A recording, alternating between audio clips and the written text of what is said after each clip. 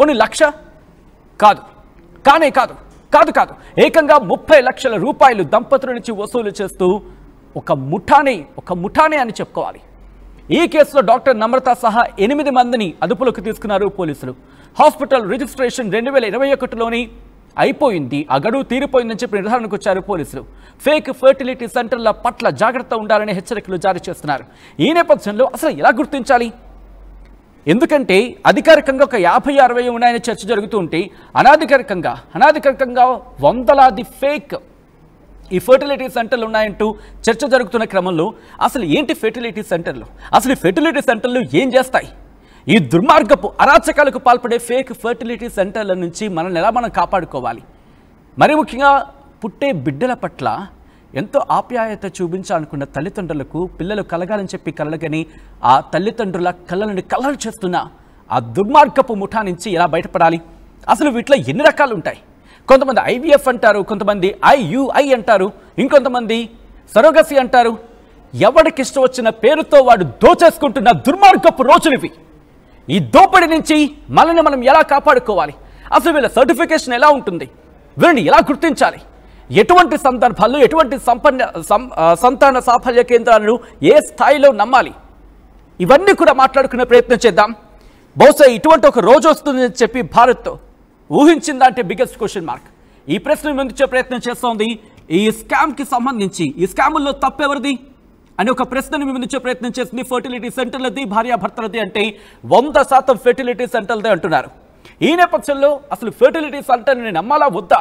నమ్మితే వాటిని ఎలా నమ్మాలి? ఆ పుట్టే బిడ్డ మన బిడ్డ కాదా అని చెప్పి ఎలా తెలుసుకోవాలి? ఇవన్నీ తెలుసుకుందాం. అసలు ఇందుకే IVF అంటే ఏంటి, సరోగసీ అంటే ఏంటి, IUI అంటే ఏంటి, డీటెయిల్గా మాట్లాడుకునే ప్రయత్నం చేద్దాం. మనతో పాటు robotic surgeon, in fact robotic urologist, micro surgical andrologist, kidney transplant surgeon doctor Kamlesh Sridhar మనతో పాటు లైవ్లో జాయిన్ అవుతున్నారు. శ్రీధర్ గారి దగ్గరికి వెళ్ళే ప్రయత్నం చేస్తున్నాను. శ్రీధర్ గారు నమస్తే అండి. నమస్తే అండి. శ్రీధర్ గారు, బహుశా ఇటువంటి రోజు వస్తుంది మీతో ఇలా కూర్చొని ఈ సందర్భం గురించి మాట్లాడుకోవాల్సిన రోజు వస్తుందని చెప్పి బహుశా ఊహించుకునే సందర్భం చాలా తక్కువనే చెప్పుకోవాలి. But coming back to the subject, ఇక్కడికి వచ్చినప్పుడు ఎందుకంటే మీరు సుపరిచితులు ఈ విషయానికి సంబంధించి, బట్ ఎలా నమ్మాలి ఈ ఫేక్ ఫెర్టిలిటీ సెంటర్ నుంచి? ఎలా నమ్మాలి? ఎందుకంటే చదువుకున్న వాళ్ళే వెళ్తారు ఆశ్రయించడానికి, లేకపోతే చదువుకోలేని వాళ్ళైనా ఎవరో మీడియేటర్ ద్వారా వెళ్ళే ప్రయత్నాలు జరుగుతూ ఉంటాయి. ఒక కామన్ మ్యాన్కి అర్థమయ్యేలా ఈ ఫేక్ ఫెర్టిలిటీ సెంటర్ని ఎలా గుర్తించాలి అంటే ఏం చెప్తారు? తెలుగు ఫర్టిలిటీ సెంటర్ అని ఒకసారి మనం సర్టిఫికేషన్ తీసుకున్న తర్వాతనే స్టార్ట్ చేయాలండి. దానికి DMHO ఉంటారు, district medical and health officer ఉంటారు. దానిపైన సరోగసీ అనేది హయ్యర్ ఎండ్ ప్రొసీజర్. దానికి డిస్ట్రిక్ట్ కలెక్టర్ ఆధ్వర్యంలో ఉన్నటువంటి ఒక మెడికల్ బోర్డు ఉంటుంది. ఓకే, వాళ్ళు ఇచ్చిన సర్టిఫికేషన్తో ఆ సర్టిఫికేట్ డిస్ప్లే చేయాలి. ఎక్కడైనా సరే ఎవరైనా ప్రాక్టీస్ చేస్తూ ఉంటే వాళ్ళ క్వాలిఫికేషన్ ఏంటి, వాళ్ళకున్న సర్టిఫికేషన్ ఏంటి డిస్ప్లే చేస్తూ ఆ సెంటర్ నడుస్తుంటే అది లీగల్. అలా లేకుండా కూడా చూస్తుంటే ప్రజలకు అది తెలియదండి. మీ సర్టిఫికేట్ ఏది, మీరు ఎక్కడి నుంచి తీసుకున్నారు ఈ సర్టిఫికేట్, వ్యాలిడిటీ ఏంటి అని ప్రజలు జనరల్గా అడగరు. బికాస్ డాక్టర్స్ అంటే నోబుల్ ప్రొఫెషన్ ఉన్నారు, మోసం జరగదు, క్వాలిఫైడ్ అయితేనే పెడతారు, చేసిన దాంట్లో కూడా మంచి చేయడానికి ప్రయత్నం చేస్తారని నమ్మకంతో వచ్చినటువంటి వారిలో కొద్దిమంది ఉండొచ్చు అండి. అందరు ఇట్లా ఉంటారని చెప్పను నేను. 99% బాగానే ఉంటుంది. ఎవరినో ఒకళ్ళిద్దరు ఇలా ఉంటే ఇలా బయటకు వచ్చినప్పుడు మాత్రమే తెలుస్తుంది ఇక్కడ సర్టిఫికేట్ లేకుండా చేశారని. తప్పితే మెజారిటీ క్వాలిఫైడ్ డాక్టర్సే. వాళ్ళు డిగ్రీ లేనిది స్టార్ట్ చేయలేరు. డిగ్రీ స్టార్ట్ చేసినా వారికి రిజల్ట్స్ ఉండవు కాబట్టి ఎట్లాగో వాళ్ళు కనుమరుగైపోతారు. గమనించి చూసినట్లయితే ఇలా ఫేక్ ఫర్టిలిటీ సెంటర్ అని ఇట్లా జరిగినప్పుడు మాత్రమే తెలుస్తుంది. ముందే ఫేక్ సెంటర్ అనేది ఎవరికి చెప్పే అవకాశాలు ఎక్కడ లేవండి, ఎవరికి లేవు. ఓకే, పేషెంట్స్ వెళ్ళినప్పుడు వాళ్ళు సరిగా చూస్తుంటే మళ్ళీ పేషెంట్లు వస్తారు, లేని పక్షంలో రారు. తప్పితే అక్కడ ఉన్న వాళ్ళ డిగ్రీస్ డిస్ప్లే చేస్తాం. ఏ హాస్పిటల్ మీరు గమనించండి, అక్కడ డాక్టర్స్ ఎవరు, వాళ్ళ లిస్ట్ ఏంటి, వాళ్ళ క్వాలిఫికేషన్ ఏంటి. కొంతమంది అయితే వాళ్ళ ఎక్స్పీరియన్స్ కానీ, వాళ్ళ అవార్డ్స్ కానీ, వాళ్ళ యొక్క సర్టిఫికేషన్ కానీ, వాళ్ళకున్న డిగ్రీస్ ని, వాళ్ళ సర్టిఫికేషన్, వాళ్ళకున్న రిజిస్ట్రేషన్ నెంబర్ ని చెక్ చేసుకొని డిస్ప్లే చేయాలి. చేయకపోతే వెళ్ళకపోవడం better. It's better, it's correct. అంటే ఈవెన్ MBBS డాక్టర్ ప్రాక్టీస్ చేయాలన్నా సరే ఆయనకు మెడికల్ కౌన్సిల్ రిజిస్ట్రేషన్ ఉంటుందండి, అది డిస్ప్లే చేయాలి. అది చేస్తేనే ఆయన కరెక్ట్ డాక్టర్. చేయకుండా కూడా కొంత క్లీన్ నడుస్తుండొచ్చు, అది గవర్నమెంట్ వాళ్ళు చూసుకుంటారు. మెడికల్ కౌన్సిల్ వాళ్ళు కానీ, పోలీసులు కానీ కంప్లైంట్ వస్తే వాళ్ళు చూస్తుంటారండి. ఓకే, ఒక ముక్కలో చెప్పాలంటే ఒకవేళ సర్టిఫైడ్ డాక్టర్ అంటే వాళ్ళ ఆ రిజిస్ట్రేషన్ నెంబర్ డిస్ప్లే చేస్తే కనుక ఒకసారి క్రాస్ చెక్ చేసుకొని వెళ్ళే అవకాశాలు, ఒక సర్టిఫికేషన్, ఒక నమ్మకం ఇచ్చినట్టు వచ్చే పేషెంట్కి. తప్పకుండా. ఎందుకంటే క్వాలిఫై అయ్యాడని ఒకటి, క్వాలిఫై అతన్ని రిజిస్టర్ చేసుకున్నాడు మెడికల్ కౌన్సిల్ ద్వారా. ఎందుకంటే క్వాలిఫై MBBS పాస్ అయితే చాలదండి, మెడికల్ కౌన్సిల్ రిజిస్టర్ కూడా చేయాలి అని ప్రాక్టీస్ చేయడానికి. ఈ సంవత్సరం నుంచి ఈ సంవత్సరం వరకు ఎవ్రీ 5 years రెన్యువల్ కూడా చేసుకోవాలి. ఇలాంటి రూల్స్ ఉన్నాయి. కాబట్టి ఎందుకు అలా అంటే నాలెడ్జ్ అప్డేట్ చేసుకోవచ్చు అండి. 30 years బ్యాక్ పాస్ అయిన వ్యక్తి ఎక్కడ ఏమి కాన్ఫరెన్స్కి వెళ్ళకుండా అప్డేట్ కాలేదనుకోండి ప్రాబ్లం. అందువల్ల ఎవ్రీ 5 years ఆయన ఎక్కడెక్కడ కాన్ఫరెన్స్కి వెళ్ళాడు, ఎక్కడెక్కడ వాళ్ళ క్రెడిట్ అవర్స్ ఏంటి, ఎన్ని రోజులు పార్టిసిపేట్ చేశారు, ఏమేమి కొత్త కోర్సు నేర్చుకున్నారు అన్ని సబ్మిట్ చేయాలి. ఆ క్రెడిట్ పాయింట్స్ ప్రకారం వాళ్ళు రెన్యూ చేస్తారు. అసలు ఏమీ అప్డేట్ కాలేదనుకోండి they can refuse also the renewal. కాబట్టి ఆ రెన్యువల్ కోసమైనా సరే డాక్టర్స్ కాన్ఫరెన్స్కి వెళ్ళాలి, కొత్త విషయాలు నేర్చుకోవాలి.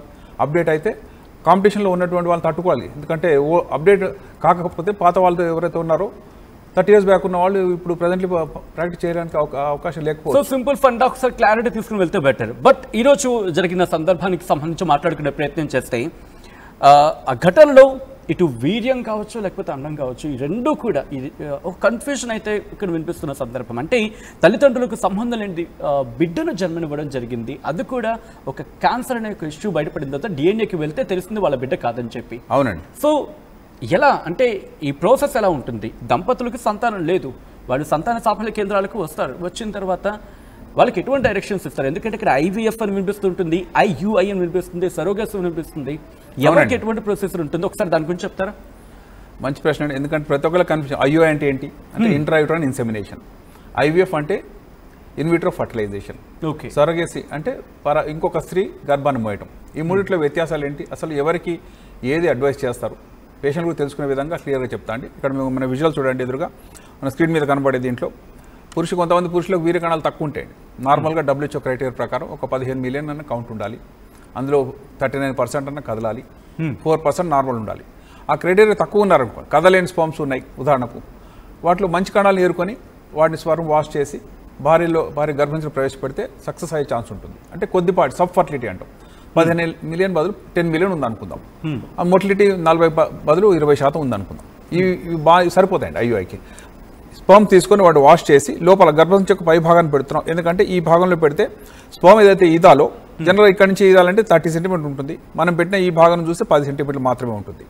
కాబట్టి ఈ 10 centimeters వెళ్ళడం ఈజీ, దానికి కావాల్సిన న్యూట్రియన్స్ కలుపుతాం, కరెక్ట్ దూరం తగ్గించాం. కాబట్టి ఇవన్నీ ఓవులేషన్తో టైమింగ్ చేశాం. ఇది ఒక సింపుల్ ప్రొసీజర్, పెద్ద కాస్ట్లీ ఏమి ఉండదు.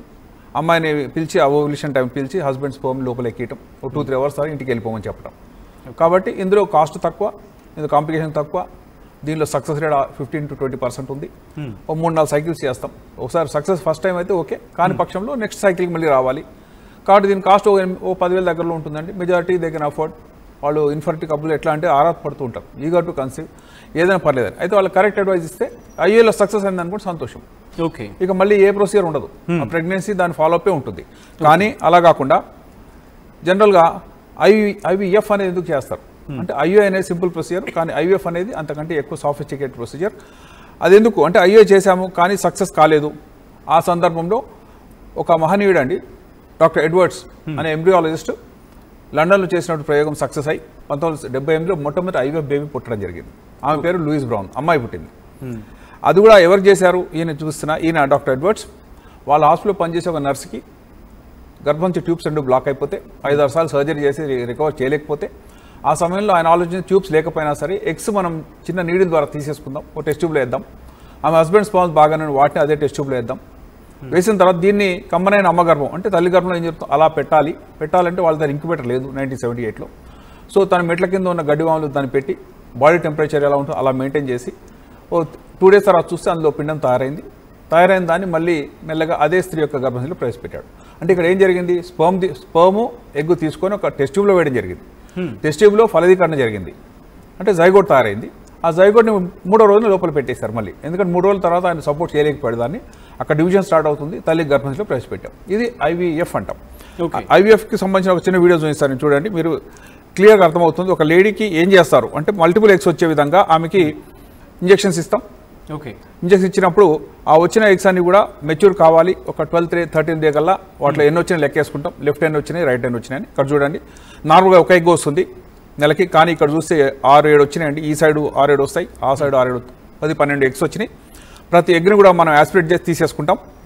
తీసుకొని టెస్ట్ ట్యూబ్లో వేసుకున్న తర్వాత చక్కగా భర్త యొక్క స్పర్మ్స్, ఇప్పుడు ఈ ఎగ్స్ వచ్చినాయండి, దానిలో స్పర్మ్స్ కలుపుతున్నాం. ఇందులో ఆ స్పర్మ్స్ కలిపినాక ఇది పెట్రీ డిష్ అంటే టెస్ట్ ట్యూబ్ అంటారు, లేక పెట్రీ డిష్ కూడా అంటారు. రిక్వెస్ట్ యూట్యూబ్ రిస్ట్రిక్షన్స్ ఉండొచ్చు వీడియో సంబంధించి కాబట్టి సరే అయ్యే ప్రయత్నం. అయితే దీంట్లో ఉన్నటువంటి మెలకువలు ఏంటంటే మల్టిపుల్ ఎగ్స్ రావాలి, తర్వాత దాంట్లో ఉన్నటువంటి పిండమే తయారైందో 3-4 తయారవుతాయి. తయారైన వాటిలో మంచివి టాప్ క్లాస్ ఎంబ్రియోస్ని మనం స్త్రీ యొక్క గర్భంలో ప్రవేశపెడుతున్నాం. దీంట్లో ఎన్ని స్టెప్స్ ఉన్నాయంటే మల్టిపుల్ ఎగ్స్ వచ్చే విధంగా ఇంజెక్షన్స్ ఇవ్వడం, ఒక నెల అంటే 14 days ఆమె ఫాలోఅప్ కావడం, ఆమె లోపల జైగోట్ని ప్రవేశపెట్టడం, నెక్స్ట్ మంత్ పీరియడ్ రాకపోతే ప్రెగ్నెన్సీ వచ్చిందని దాన్ని డయాగ్నోస్ చేస్తాం. దీంట్లో ఎవరు స్పర్మ్ వాడుతున్నారు అంటే జనరల్గా భర్తకి స్పర్మ్ బాగుంటే భర్తదే వాడతాం. ఎగ్స్ స్త్రీకి ఎగ్స్ వచ్చినాక ఎగ్స్ ఆమె వాడతాం. ఎవరికైనా ప్రాబ్లం ఉంది అంటే అప్పుడు మాత్రమే ఎగ్ డొనేషన్ వేరే వాళ్ళకి తీసుకోవడం జరుగుతుంది. ఐవీఎఫ్లో కూడా ప్రతిదీ వాళ్ళదే జరుగుతుందని పేషెంట్లు వస్తున్నారు. వాళ్ళకి గ్యారెంటీ ఉంటుందండి, అంటే నా ఎగ్స్ తీసుకుంటారు, నా భర్త స్పర్మ్ తీసుకుంటారు, దీనివల్ల మా జైగోట్ తయారవుతుంది, మా యొక్క పిండమే మాలో ప్రవేశపెడతారు. సో ఈ రోజు జరిగిన ఘటనకు సంబంధించిన తల్లిదండ్రులకు సంబంధించి కూడా అదే జరిగింది అనుకోవాలా? ఎందుకంటే ఇటు తండ్రిది కావచ్చు తల్లిది కావచ్చు ఇద్దరిది కాదని చెప్పి వాళ్ళు ధృవీకరణకు వచ్చిన సందర్భం. సో అంటే ఇక్కడ సాధారణంగా నానంటే వాడికి వచ్చే అనుమానం ఏంటంటే ఎలా తెలుస్తుంది అసలు? ఇప్పుడు ప్రొసీజర్ జరుగుతున్నప్పుడు ఒక దంపతులకు సంబంధించి ఆ భార్యది ఆ భర్తదే అనుకుంటారు, బట్ అది బయటకు వచ్చి ఈరోజు ఆ ఇష్యూ బయటపడింది కాబట్టి వాళ్ళకి తెలిసింది. తెలియని ఇలాంటి సిచ్యువేషన్స్ ఎన్నో ఎలా తెలుసుకోవచ్చండి? ఏదైనా అవకాశం ఉంటుందా? జనరల్గా ఎవరికి కూడా వచ్చిన పేషెంట్ కాకుండా వేరే వాళ్ళు పెట్టే అవసరం ఉండదండి.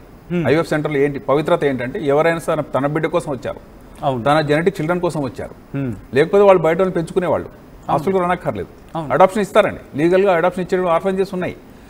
అలాంటిది ఎంకరేజ్ చేస్తున్నారు కూడా సమాజంలో, మీరు ఇలాంటి పేదవాళ్ళు తీసుకోండి, ఆర్ఫన్ తీసుకోండి. అలా కాకుండా నా బిడ్డలు కావాలనే కోరికతో ఆ తపనతో ఆ తృష్ణతో వచ్చిన వాళ్ళు మాత్రమే ఐవీ సెంటర్కి ఎంటర్ అవుతున్నారు. కాబట్టి వచ్చిన వాళ్ళకి వాళ్ళది కాకుండా వేరే వాళ్ళు పెట్టేటువంటి ఉద్దేశం మాకు ఉండదు. అలా ఎవరు చేయరు. జనరల్గా ఇక్కడ ఎందుకు జరిగిందనే మనం ఆన్సర్ చేయలేం, ఎందుకంటే అక్కడ ఇన్వెస్టిగేషన్ జరుగుతుంది, ఫర్దర్ డీటెయిల్స్ రావాల్సి ఉంది. కేవలం వాళ్ళు చెప్తున్నారు, అంటే ఏ దంపతులు అయితే రాజస్థాన్ దంపతులు అంటున్నారు, వాళ్ళు 4 years నుంచి హైదరాబాద్లో ఉంటున్నారు, వాళ్ళ దగ్గరలో ఉన్నటువంటి సెంటర్ అప్రోచ్ అయ్యారు, వాళ్ళు సరే సరోగేసీకి వెళ్ళారు. సరోగేసీ ఎందుకు వెళ్తారు అది కూడా చెప్తా. సరోగేసీ గర్భసంచి కనుక సరైన ఆకృతులు లేదనుకోండి, 9 నెలలు నిండాలంటే దానికి కరెక్ట్ షేప్ ఉండాలి, ఆ కంట్రోల్ పటుత్వం బాగుండాలి, ఆమెలో ఆ సత్తా ఉండాలి, ఆ హెల్త్ ఉండాలి. ఇంతకుముందు పదే అబార్షన్ అయ్యి ఉండొచ్చు, స్ట్రక్చరల్ డిఫెక్ట్స్ ఉండొచ్చు, కాబట్టి ఆమె మోయడానికి అనర్హురాలు అయి ఉండొచ్చు. కాబట్టి ఈమె గర్భసంచి పనికిరాదని మాత్రం డిక్లేర్ చేశారు. కొంతమంది ఎగ్ రిలీజ్ కూడా ఉండకపోవచ్చు. సో ఆమెలో ఎగ్గు సరిగా రావట్లేదు, గర్భసంచి మోయడానికి అనువుగలేదు. కాబట్టి ఇలాంటి సందర్భంలో ఏం చేయాలి? హస్బెండ్ స్పర్మ్ మాత్రం బాగానే ఉన్నాయి. ఇలాంటి సందర్భం వేరే స్త్రీని ఒక లీగల్ కాంట్రాక్ట్ ద్వారా ఆమె ఎగ్గు తీసుకొని ఈమె భర్త యొక్క స్పర్మ్తో కలిపి ఒక జైగోట్ తయారు చేస్తారు. తయారు చేసినాక దాన్ని 3rd day మళ్ళీ సరిగ్గా ఎవరు మోయబోతారో ఆ గర్భంలో ప్రవేశపెడతారు. పెట్టినప్పుడు ఏమవుతుంది? ఎవరిది బిడ్డ అంటే భర్త యొక్క స్పర్మ్ అందులో ఉంది. కాబట్టి ఎవరి పిల్లలకి అయితే కలగట్లే వచ్చారో ఆ దంపతుల్లో భర్త యొక్క జెనెటిక్ మెటీరియల్ ఉండాల్సిందే. మోసిన ఆమె ఎగ్గిచ్చిండొచ్చు, అది వాళ్ళు అగ్రి అవుతున్నారు. దాంట్లో 2 రకాలు ఉన్నాయండి. అంటే సరోగేసీలో ఒకటి ఏంటి, క్లాసికల్ సరోగేసీ అంటే భార్య భర్తలు వచ్చారు, భర్త స్పర్మ్ బాగానే ఉన్నాయి, భార్య ఎగ్ బాగానే ఉంది, ఈ రెండితో పిండం తయారు చేయండి, మోయడానికి అనువుగా లేదు కాబట్టి వేరే యొక్క గర్భంలో ప్రవేశపెట్టండి. ఇది క్లాసికల్ సరోగేసీ. ఇప్పుడు మనం ఈరోజు మనం ఇక్కడ చూసింది జెస్టేషనల్ సరోగేసీ. అదేంటంటే ఇన్ఫర్టైల్ కపుల్లో భార్యకి ఎగ్స్ రావట్లేదు, భర్త స్పర్మ్స్ బాగున్నాయి, కాబట్టి వేరే స్త్రీని సెలెక్ట్ చేసుకొని ఆమె ఎగ్గును వాడుతూ భర్త యొక్క స్పర్మ్ కలిపి ఒక జైగోట్ తయారు చేశారు. ఆ జైగోట్ని అదే స్త్రీ యొక్క గర్భంలో ప్రవేశపెట్టారు. పెట్టినాక గర్భం వచ్చింది, all are happy, good news. ఒక 9 నెలలు నిండింది, ప్రెగ్నెన్సీ బాగానే కొనసాగింది, మగబిడ్డకి జన్మ ఇవ్వడం జరిగింది. బిడ్డను తీసుకుని వెళ్ళిపోయారు కూడా. కొన్ని నెలలు దాటింది. తర్వాత బిడ్డకు పదే జబ్బు రావటము, ఆ జబ్బులో దురదృష్టవశాత్తు లేక ఎలాగో అది క్యాన్సర్ యొక్క లక్షణాలు ఉన్నాయని తెలియటం, ఆ తర్వాత దీని ప్రోగ్నోసిస్ బాగలేదు, ఈ బాబు బ్రతకలేదు డౌట్, ఈ అన్నిటి మీద ఎవరికైనా కొంత విసుగు చెందుతుందండి. ఈ బిడ్డ పుట్టింది చాలా ప్రెషియస్ బేబీ, మేము ఎంతో కష్టపడి ఎంతో డబ్బులు కట్టి ఇక్కడ చేయించుకున్నాము, నా స్పర్మ్తో పుట్టినవాడు, నా ఇంట్లో ఎక్కడ కూడా క్యాన్సర్ కానీ చిన్నపిల్లల్లో క్యాన్సర్స్ లేవు, అసలు ఓవరాల్గా ఫ్యామిలీ హిస్టరీ చూస్తేనే క్యాన్సర్స్ లేవు, ఈ బిడ్డకి ఎలా వచ్చింది అని అనుమానంతో వాళ్ళు ఏం చేశారు, ఇతను నా బిడ్డ కాదా అని తలుచుకున్నాడు. తప్పేం లేదండి, ఎవరైనా తెలుసుకోవచ్చు, ఎందుకంటే మేము వచ్చింది దానికి కాబట్టి నా స్పర్మ్ వాడింటారని అతను నమ్ముతున్నాడు, అతను నమ్మవలికిండొచ్చు కూడా, మనం చెప్పలేము. అయితే దాంట్లో చెక్ చేసినప్పుడు వీళ్ళు చేయట్లేదు, డిలే చేస్తున్నారు, తాత్సారం చేస్తున్నారు, తర్వాత రమ్మంటున్నారు, ఇవన్నీ చూసి వాళ్ళకి కొంత అనుమానం కలిగిండొచ్చు. వాళ్ళు ఢిల్లీలో పోయి DNA టెస్టింగ్ చేశారు. ఎవరికైనా చేసుకోవచ్చు అండి, ఎవరికి అనుమానం చేయొచ్చు. జనరల్గా ఆస్తి ప్రాబ్లమ్స్ వచ్చినాయి అనుకోండి, 10 మంది వస్తారు, పెద్ద నవాబు చనిపోతే చాలామంది వస్తారు, వచ్చి మా అమ్మకి నవాబు గారితో పుట్టానని చెప్పి మా అమ్మ నాకు చెప్పింది అంటారండి. అది మా నవాబుకి చెందినవాడ కాదు ఎలా తెలుస్తుంది, DNA ఫింగర్ ప్రింటింగ్ చేస్తారు. చేసిన తర్వాత ఇది ఆయనకి మ్యాచ్ అవుతాం లేదా, నిజమైన వారసులు అయితే వాళ్ళకు కూడా షేర్ వస్తుంది. నిజమైన వాడు కాదంటే మాత్రం అతన్ని రూల్ అవుట్ చేస్తారు. సో డిఎన్ఏ గురించి మీరు ప్రస్తావన తీసుకొచ్చారు కాబట్టి ఇక్కడ నాకు ఒక క్వశ్చన్ రైజ్ అవుతూ ఉంటుంది.